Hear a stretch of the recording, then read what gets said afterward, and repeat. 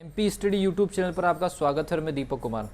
MP study के इस YouTube channel पर आज हम लोग डिस्कशन करने वाले हैं मध्य प्रदेश गवर्नमेंट की एक और शानदार एंट्रेंस एग्जामिनेशन एमपीपीएटी, जो कि एग्रीकल्चर में करियर बनाने के लिए एक बहुत ही शानदार एग्जामिनेशन कंडक्ट होती है। और इस एग्जामिनेशन को लेकर के कॉमेंट सेक्शन में काफ़ी सारे स्टूडेंट्स की क्वेरीज आ रही थी, तो इस वीडियो में मैं एमपीपीएटी के बारे में कुछ अपडेट्स देना चाहूँगा। ठीक है, सबसे पहली चीज़, अगर आप इस चैनल पर नए हैं तो चैनल को सब्सक्राइब करें। अगर आप एक एग्रीकल्चर एस्पिरेंट स्टूडेंट है और एग्रीकल्चर के कैरियर से रिलेटेड किसी भी प्रकार की अगर आपको इन्फॉर्मेशन चाहिए तो इस यूट्यूब चैनल को सब्सक्राइब कर लीजिए, बेल आइकन को प्रेस कर लीजिए और वीडियो अगर अच्छी लगती तो शेयर करिए।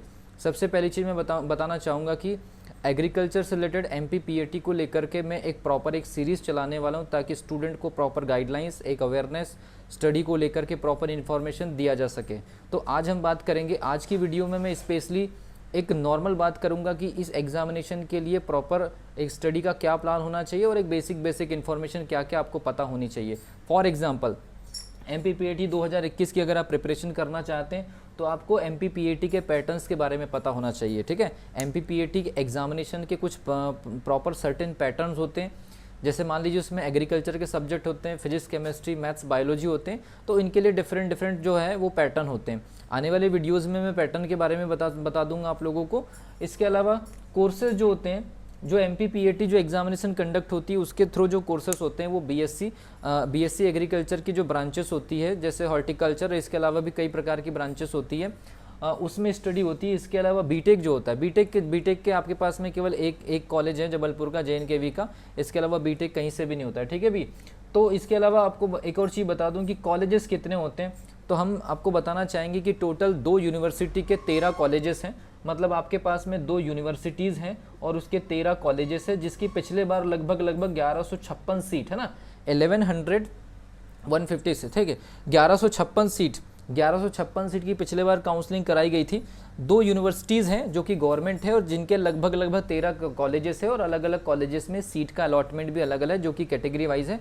आने वाले वीडियोस में हम आपको बता देंगे, या जो एग्रीकल्चर से रिलेटेड जो दूसरे जो टीचर्स हमसे जुड़े हुए हैं वो भी आपको इसकी इन्फॉर्मेशन दे देंगे। ठीक है, तो मैंने आपको बता दिया कि लगभग 1156 सीट की काउंसलिंग होती है इन 2 यूनिवर्सिटीज़ के 13 कॉलेज में। पिछले बार का अपडेट मैं आपको दे रहा हूँ।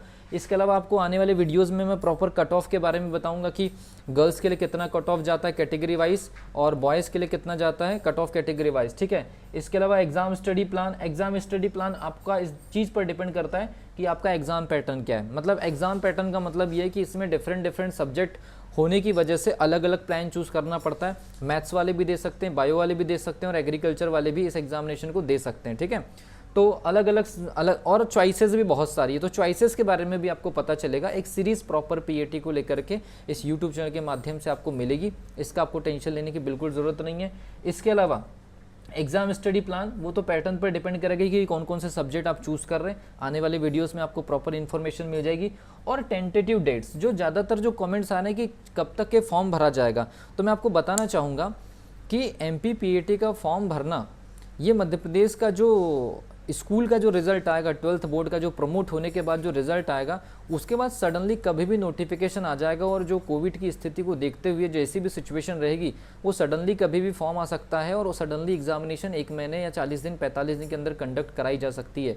इसलिए मैं आप लोगों को प्रॉपर गाइडलाइंस देना चाहूँगा कि एग्जामिनेशन के फॉर्म को लेकर के हमेशा आप अलर्ट रहिए।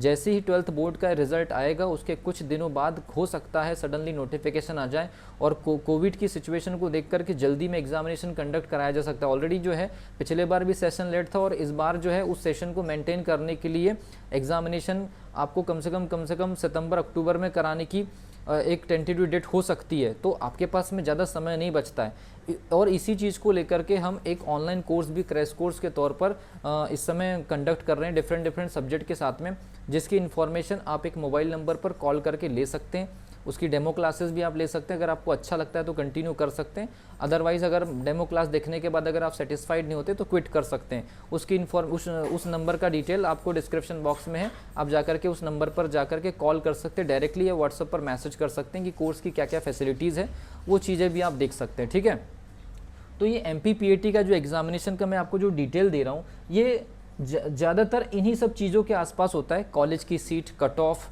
और एक और चीज़, पिछले बार जो ऑन एन एवरेज जो स्टूडेंट्स इस एग्जामिनेशन में बैठे थे, ऑन एन एवरेज जो स्टूडेंट इस एग्जामिनेशन में बैठे थे, लगभग उनकी संख्या 22,000 के आसपास थी। और ये संख्या जो है, ये नंबर जो है पिछले बार के कंपैरिजन में इस बार काफ़ी ज़्यादा मात्रा में बढ़ सकता है, क्योंकि पिछले बार कोविड की सिचुएशंस की वजह से लगभग 30% से भी ज़्यादा जो स्टूडेंट्स है वो एग्जामिनेशन अटेम्प्ट नहीं कर पाए थे, या एक डिमोरलाइजेशन की वजह से फॉर्म उन्होंने फिलअप नहीं किया था। लेकिन इस बार पिछले बार के सारे स्टूडेंट्स तो शामिल होंगे, लेकिन साथ में ये भी होगा कि जो नए स्टूडेंट आएंगे प्रमोट होकर के, वो भी इस पर्टिकुलर एग्जामिनेशन में पार्टिसिपेंट करेंगे। तो ये जो नंबर ऑफ स्टूडेंट्स है ये तो बढ़ेंगे, लेकिन साथ में जो कट ऑफ वगैरह की जो भी जानकारी है मैं आने वाले वीडियोज़ में आपको प्रॉपर मैनर में बताऊँगा। मैं आपको बताना चाहूँगा कि MPPAT की एक प्रॉपर सीरीज़ मैं आपको दूंगा, जहाँ आपको एक प्रॉपर प्लानिंग, स्टडी बुक कौन सी होगी, वो कौन सी बुक्स होंगी जिससे आप कम से कम समय में स्टडी करके आप एक बेहतरीन स्कोर लेकर के आ सकते हैं, वो भी आपको गाइडलाइंस दिया जाएगा।